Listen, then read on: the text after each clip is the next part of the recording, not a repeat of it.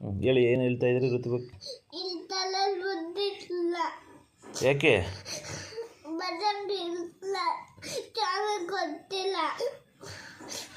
ಚಾಮಿ ಕೊಟ್ಟಿಲ್ವಾ?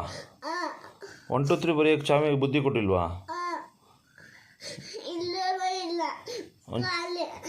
ಖಾಲಿ ಆಗೋಗೋಯ್ತಾ? ಈಗ ನೀನೇನು ಮಾಡ್ತೀಯಾ?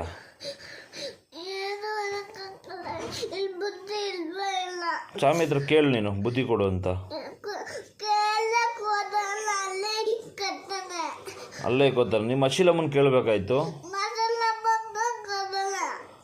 ಸರಿ, ಆಗ ನೀನು ಆಂಜನೇಯನ ಕೇಳಬೇಕಾಯ್ತು.